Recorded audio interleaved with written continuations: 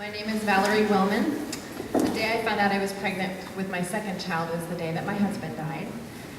Tonight I'm reading from my memoir about that time. It's called Smell the Blue Sky, Young, Pregnant, and Widowed. It's due to be published November 8th.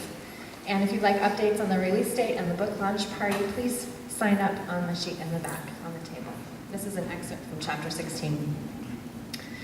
Generally, I started the coffee pot at 5:30 a.m. Joey usually woke up around then, and I tried to get in a yoga workout before Aubrey got up.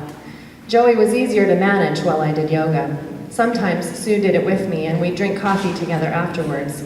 She always drank her coffee in a tall glass instead of a mug. I liked the color that came through the transparent glass. In a mug, you couldn't see it, but I liked handles with my coffee. One fall day after yoga, Sue hit the shower. I poured myself a mug of coffee and transferred Joey from the swing to the high chair. I thought maybe we'd try some rice cereal that morning. If not, at least it was a different location for him to be in. He still couldn't sit up by himself, so he was limited to the floor, which wasn't very safe with Aubrey running around him, his swing or the exerciser. The high chair gave him a different vantage point. He'd like that. Aubrey wandered out in her pajamas, and I went searching for her Cheerios when the phone rang. It was Mom. "Turn on the TV." She was breathless. "Where are you, at work?" "Not yet. Turn on the TV. Something big is happening. Terrible." My adrenaline shot up. "What is it? What? What channel?" "It doesn't matter. It's on all of them, but I'm watching CNN." I turned on the TV. Holy shit. I was motionless, the remote still in my hand. What's happening? "They're saying it's not an accident and that someone hijacked the plane," Mom said.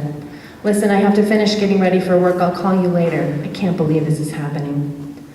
All day I went back to the television in the bedroom and watched the same footage over and over. There was no new information, but I couldn't help myself. I was drawn back like a junkie. I didn't want the TV on in the family room. I didn't want Aubrey to see the fear, destruction, and tears.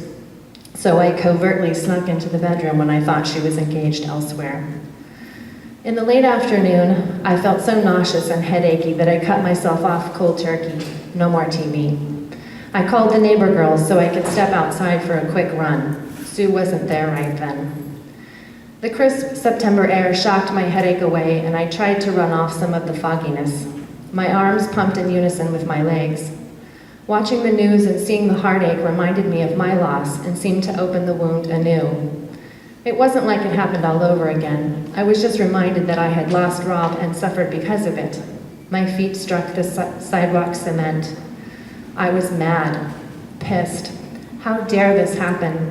Even across the country, it affected me. And not just me. Not only did it traumatize the nation, it re-traumatized all of the grieving community everywhere. Even people who thought they were done grieving. Like my dad, for instance. When Rob died, my dad fell apart. My mom told me that when Dad got the news, he went on a drinking binge and holed up in the spare bedroom for 2 days. Why? I had asked her over the phone. He didn't even really know Rob. He didn't have to. I imagined her shaking her head. I think it was his time to grieve. When he was in the war, he didn't have time to fall apart, when all those friends and fellow soldiers died. When you lost Rob, it was like permission for him to finally cry. He wasn't really grieving Rob. I think it was them. She had sounded apologetic.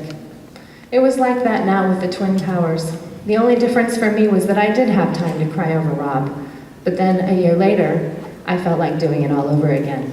Crying. And you better believe I was pissed about that. I set my jaw and ran faster.